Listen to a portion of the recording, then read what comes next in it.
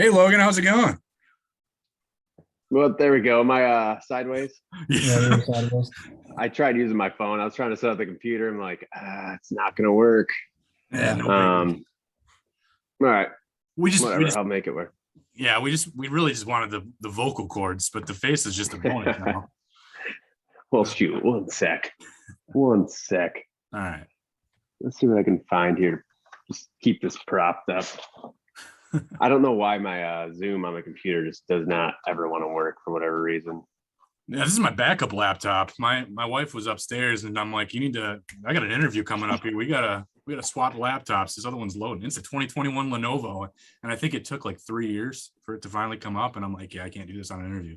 So Yeah, I can never. I can get Zoom to pull up, but I can never just get it like the headphones to work for whatever reason. I don't know what it is. So yeah, the old microphone on the laptop, having no headphones, it's just weird. So phone it is. Cool. That all works. right, guys.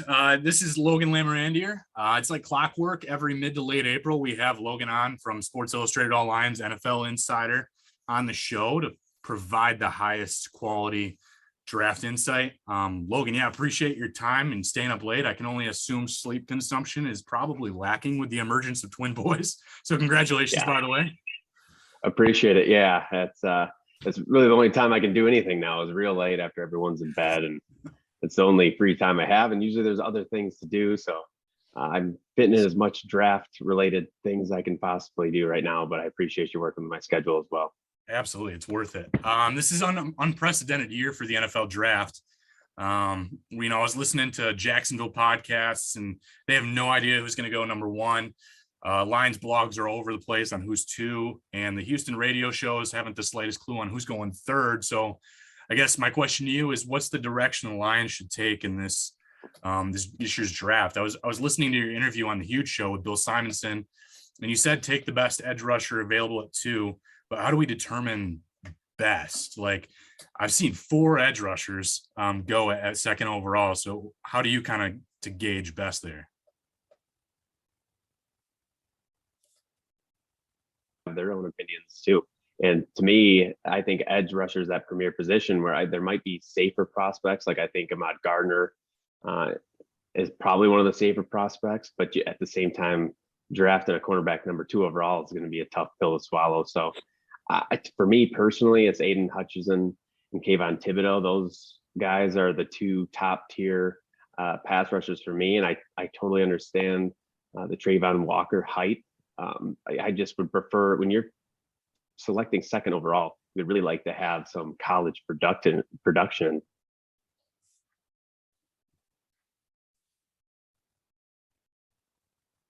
I like him as a player. I think he has a really high floor and he showed well at the Senior Bowl, but I don't think he's on the same level in terms of just being a pure pass rusher as the guys I previously mentioned. So to me, I'm assuming Hutchinson's going one. You never really know though. No one really knows, but behind that, Thibodeau is my next guy where I just think you turn on the film, he has what you look for from a production standpoint. His measurables are all, very good. The three cone concerns me a little bit. He had a 7.23 cone, which I typically like sub seven guys. Those are typically your elite pass rushers, but it's just tough to ignore what Thibodeau has done on film and the whole personality issue or his character, whatever teams are concerned about. I don't get too much into that because I don't know that information. But to me, I feel like this culture that the Lions are building, one of the perks of having a great culture is having different personalities come in and mesh. That doesn't limit the Lions really from taking Thibodeau, but we'll see. Even you mentioned it earlier, they're truly a wild card. But if I had to guess, I think Thibodeau or Walker are probably the guys. There hasn't been a whole lot of smoke about this, unlike last year, but do you even see the opportunity for the Lions to even consider trading down, or is the number two pick this year too valuable? It's a little bit different than the 7 pick last year because there was a lot more smoke about that previous draft. Yeah, I think the the issue is going to be, I think the Lions would love to trade down. The issue is that because of this odd draft year where it's not really top end heavy, and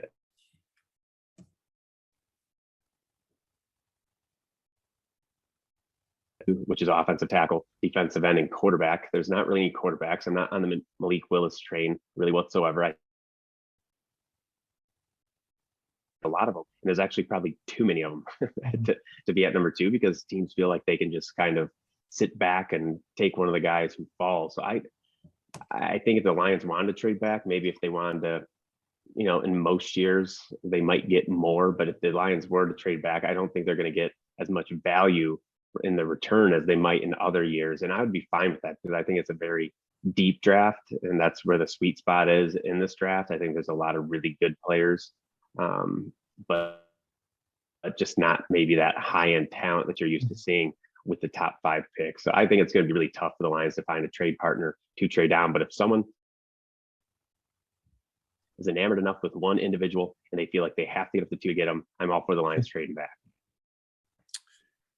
So to me, all these quarterbacks this year, they have high bust potential. But who is the one quarterback that you're the most certain will be a serviceable or competent starting NFL quarterback? Yeah, there's a lot of bust potential. Malik Willis, he has the traits that you look for, and Josh Allen's has kind of changed like the quarterback landscape when it comes to having accuracy issues. That's not usually all that easy to correct. So I'm always still a bit skeptical if a quarterback has accuracy issues, that it's not going to get resolved quickly. And Malik Willis, I own for him is just that he can run, and he's like a running back. He in the open field, he's breaking tackles. Back run, the style of running style he has when he's carrying the ball. But I do think that gives him a strong base for that can't make because of his strong arm. And then if he gets in trouble, he can also scramble and pick up yards that way as well. But he's my number 1 quarterback. If you're looking at like the safest quarterback, I think I'm a little bit higher on Sam Howell than others. If he was drafted, if you take out last year where he lost a lot of talent, you're looking at his 2020 season where he was being hyped up.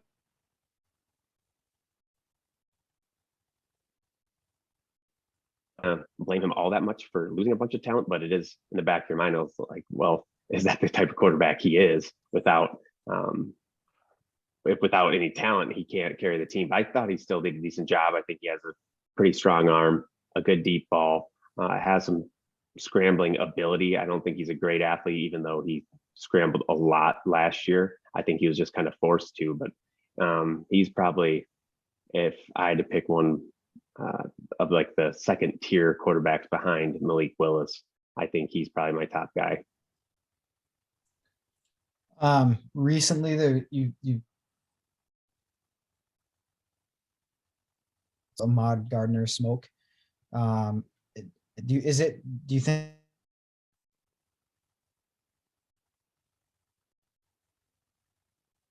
and as Lions fans and you as covering them, how do you feel like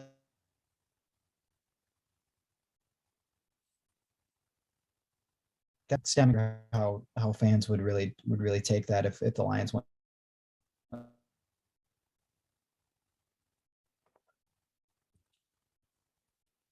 And I know it was the previous regime who drafted Okudah, and I like the Okudah pick, and I still think that hopefully he comes back healthy and can return to 100% after the Achilles injury. But if you're going truly by best player available, and not taking position value into account, Ahmad Gardner, there's just not many flaws in his game. He didn't allow a touchdown pass. He's still young. Every single season, he was just basically a shutdown corner, and he has the wingspan of someone that you don't typically see at cornerback, which is a big deal in the NFL. A lot of times you want tall corners because they have wingspan. Like that's the important part, is how long their arms are, but there's not always just because a player is tall doesn't mean he has a great wingspan, but Gardner has that. He has the speed, he has the athleticism, he has the man-to-man capabilities. So I wouldn't be upset just because I feel like it's a safe pick. And at the end of the day, you're a few years down the line, if Gardner's making Pro Bowls, I don't think it matters all that much. Now, it would matter if a guy like Thibodeau or Trayvon Walker is just one of the best pass rushers in the NFL. That's when fans are going to care. But if Gardner turns out to be the best player of the potential picks, a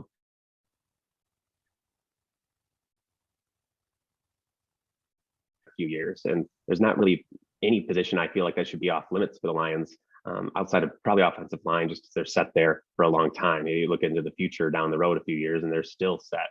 But outside of offensive line, there's not really too many positions that you feel comfortable that are going to be on this roster in a few years. And that's kind of what Brad Holmes is doing right now, is building for the future. And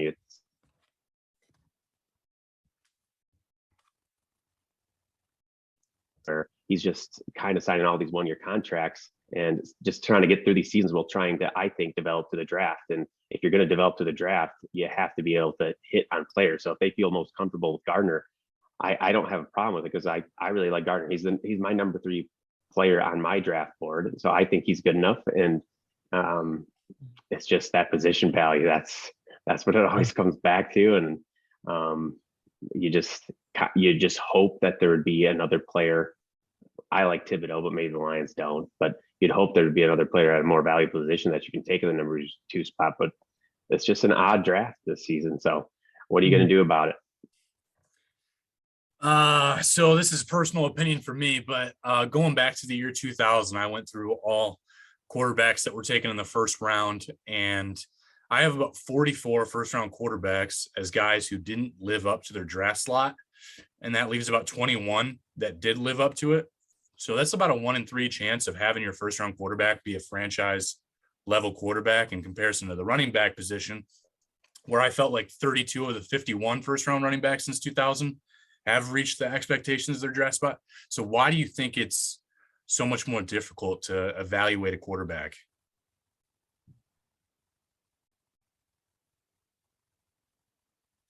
Every quarterback situation is so different regarding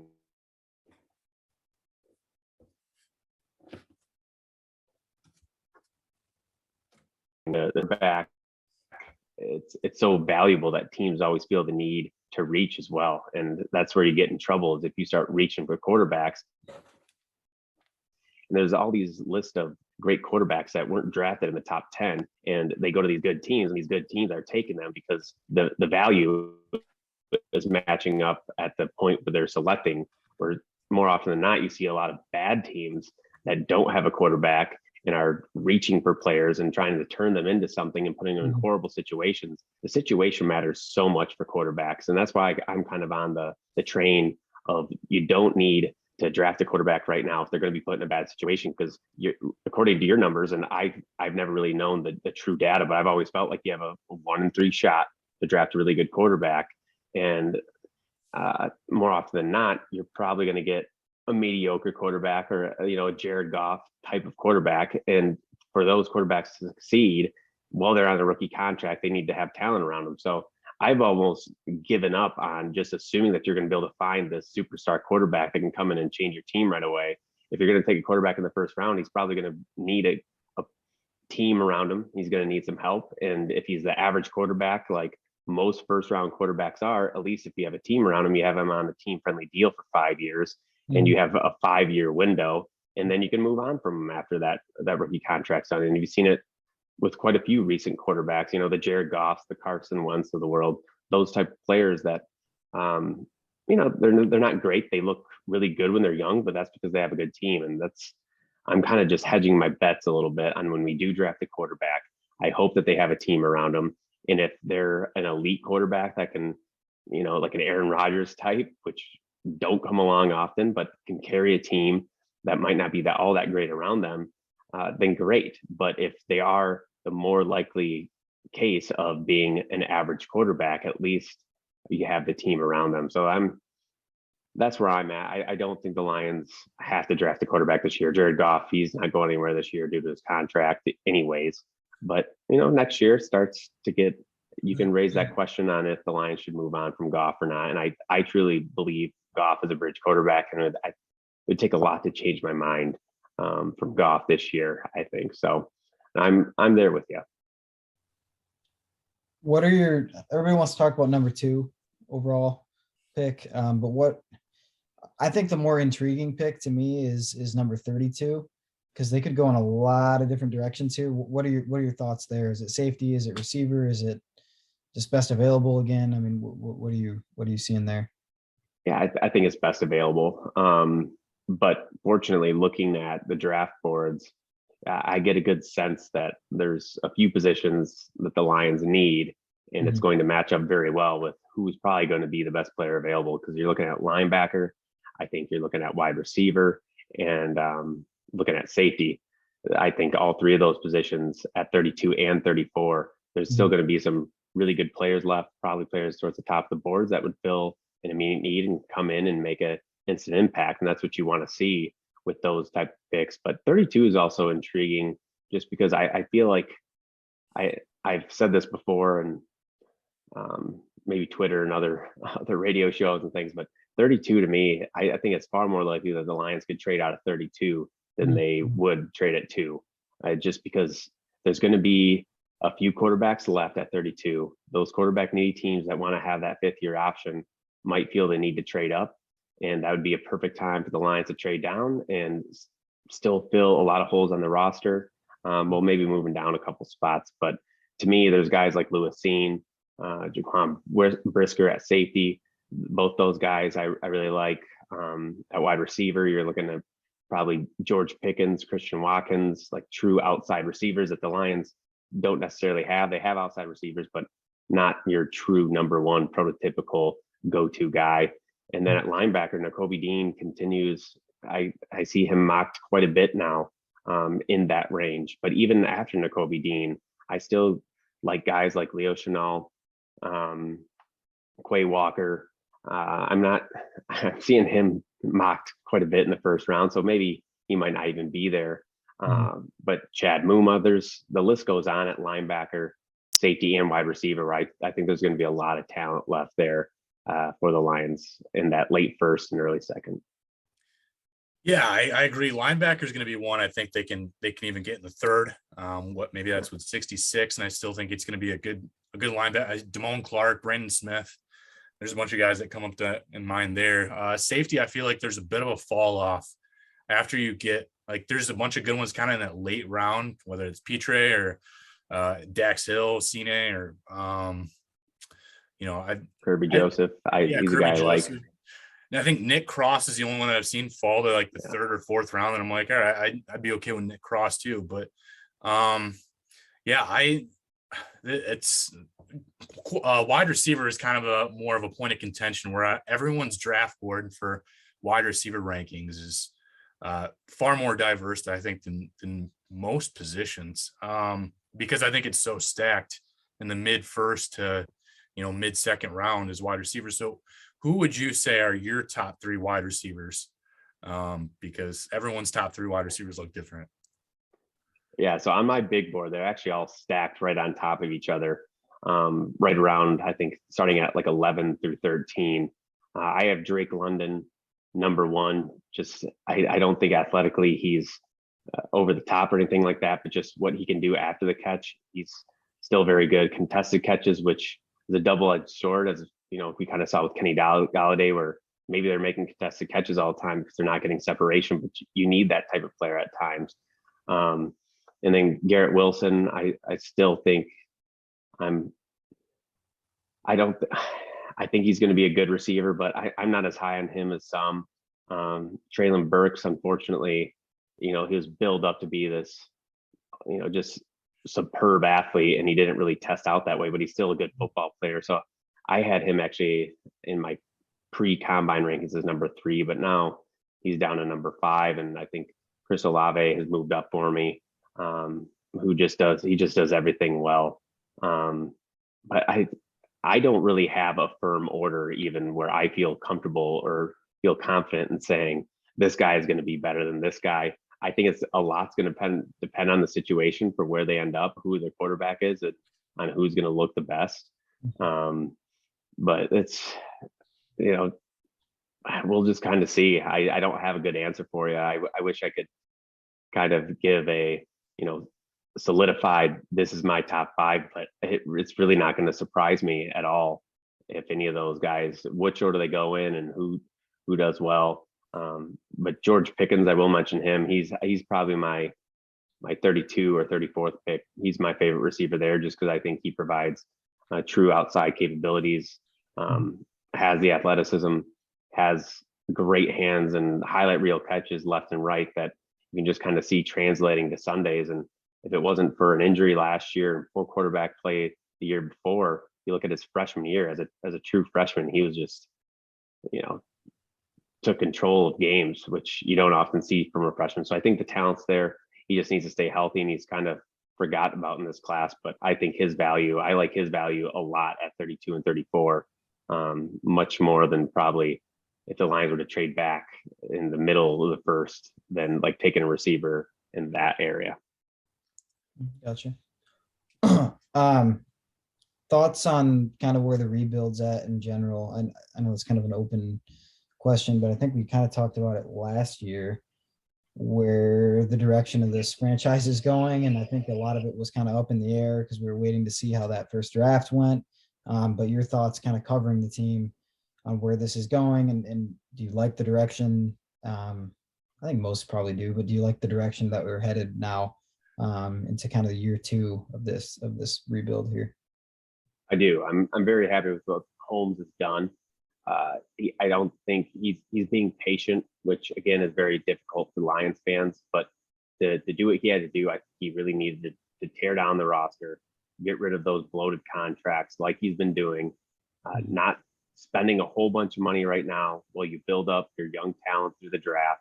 And then once you get those players in place from the draft and that young core, then start spending money and really make a push, get more aggressive, maybe make some trades for players who are proven, kind of like the Rams have done once you get to that point. But at this point, I know it's tough to see all these big name players getting swapped all over the place and going to new teams. The Lions are involved, but the Lions just, to me, aren't in that spot where they should be doing that. Those are teams that are in contention and are trying to get over the top. Right now, the Lions are just trying to get that foundation built, and you build the foundation through the draft and through hitting on draft picks. So this draft will be big for Holmes. It's big every year for every general manager, but just the way Holmes is building, trying to build to the draft and taking on all these prove-it free agent deals, it's obvious that the draft is his way to go right now to build. And I agree with it. So we'll see what happens in the draft.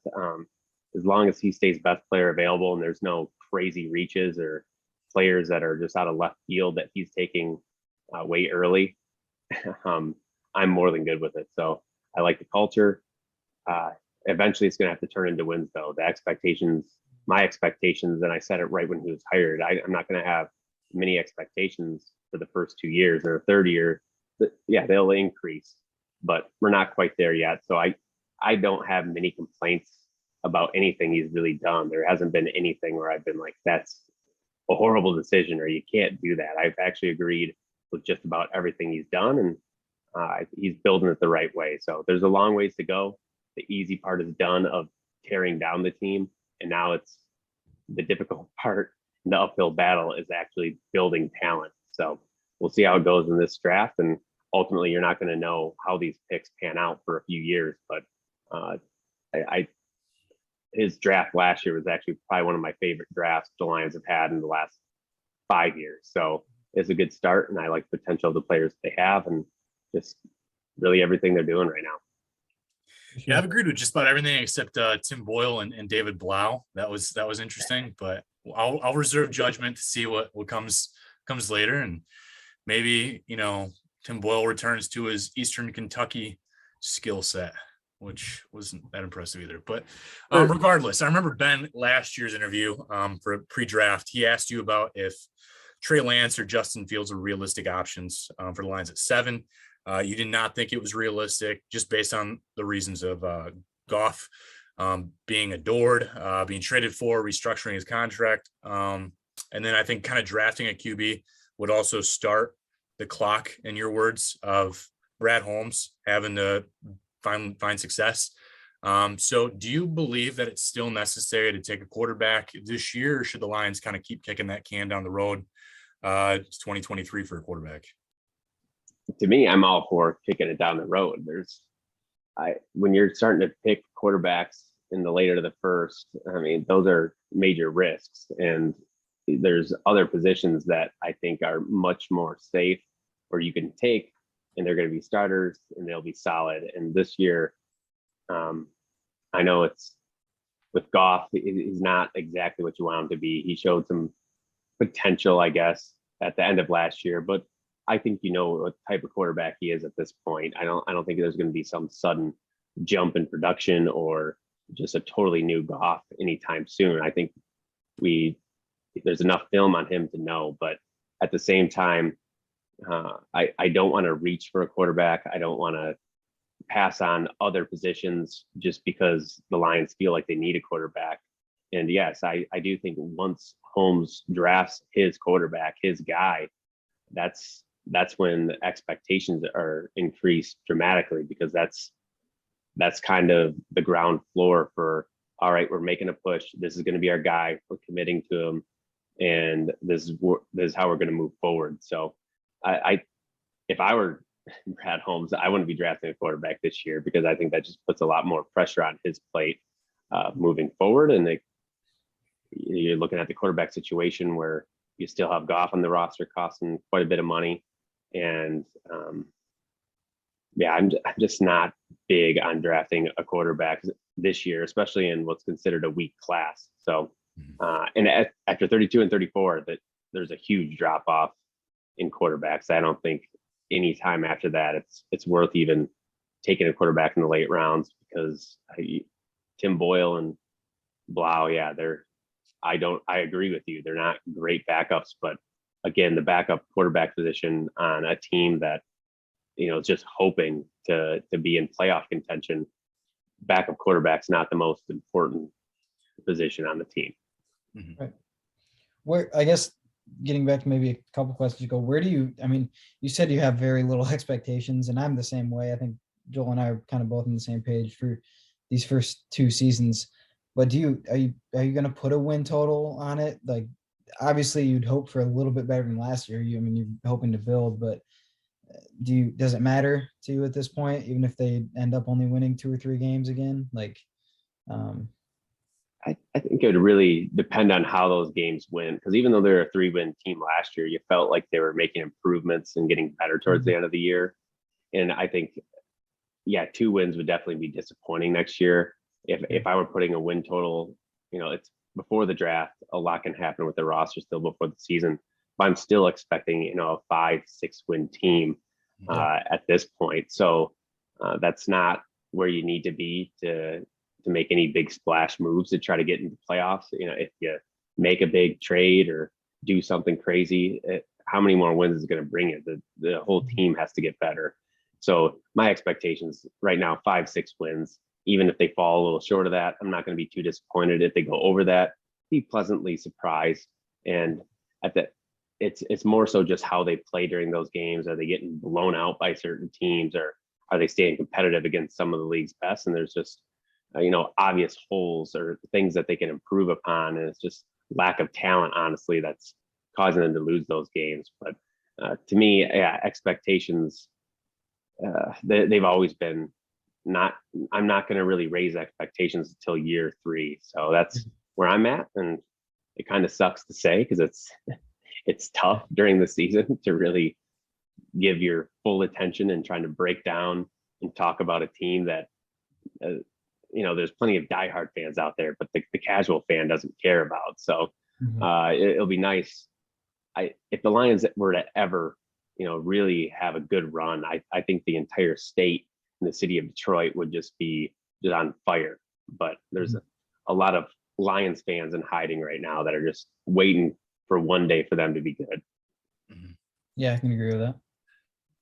So we kind of talked about, what to expect for the Lions there this coming season, but then what would be some hints that we could see this season that things are not trending in the right direction? Some red flags, if you will. Yeah. So, the younger players, I think it was a solid draft class last year where they had some young players step up. But if they start to regress, or this year's draft class doesn't do much, yeah, that's going to be concerning. Dan Campbell, he took a lot of heat last year for starting to call plays in the middle of the season, and I was on board with that too. I didn't know why a guy who's never even been an offensive coordinator or play caller is all of a sudden calling plays, but he turned it around, and that was encouraging. And Ben Johnson seemed to be, I was happy that they promoted him to an offensive coordinator. I think that was the right move because he showed some promise. But I would say just regression and like head scratching coaching decisions where Dan Campbell is just going by his gut, which sometimes works, but it also doesn't. But if there's just a lot of boneheaded mistakes and it seems like coaching is an issue, that's where I'm going to start getting concerned, because it's not like I was ever super high on Dan Campbell coming in. I felt like it was overcompensating for the last regime, having no culture, and then going 100% all in on culture with this coaching staff. You'd like to have a guy who has some coordinator experience or just is known a little bit more for an X and O mind. But at the same time, the coaching staff he brought in, it sure looks like he brought in people to help him, and he's not going to be stepping on toes, even though he took over offensive play calling the season, goes against that. But to me, it's going to be, I will be concerned. Yeah. There's just a lot of mistakes that are being made by Campbell and things that are costing them games, basically for reasons or decisions that he made himself. So yeah, I kind of have one more question here for you, and it's not really football related, but I have a daughter coming at the end of May, and I'll be a dad for the first time. Yeah, thank you. But you're now a dad of 3 boys. So do you have any fatherly advice for this new endeavor? Not really. Just get through it. Yeah. When they're young, like the babies right now, they don't do all that much. And I give a lot of credit to my wife there because she makes my life a lot easier than it could be. But, just enjoy it. And they grow up so fast. That's such a cliche, but it's so true. They're only so small for such a short period of time. And all of a sudden, like our 3-year-old, I'm like, what happened? He was just a baby. Like looking at pictures, he was just the size of these twins not long ago. So enjoy it. It's really wild. I remember when my son was born, it kind of changes your perspective on life in general and priorities, and just enjoy every step of the way. And there'll be difficult times, but you'll get through it. Appreciate it, man. And thank you again. Congrats. Yeah. Thank you. Thanks again for coming on. I know I wish we did this a little bit more often. We talked about it last year. He's like, it doesn't have to be every April, but September's get a little busy because I want a whole month to celebrate my birthday. So I'm just kidding. But yeah, so this is Logan Lamorandier from Sports Illustrated All Lines, NFL Insider. Again, some of the highest quality draft insight that you're going to find. You can hear lots of interviews with him. Again, recently he was on the Huge Show. And then his Twitter is filled with just great insight. Definitely worth a read. Logan, we appreciate your time again. Thanks for making time for us tonight. It means a lot. Hey, no, thank you guys. I appreciate it. And like I said, you worked around my schedule. I gave you a pretty strict time window and you made it hapen. So it's worth it every time. Worth it every time. This is good stuff, man. I hope you take care and wish you the best. Yep, you do as well. Appreciate it. See it.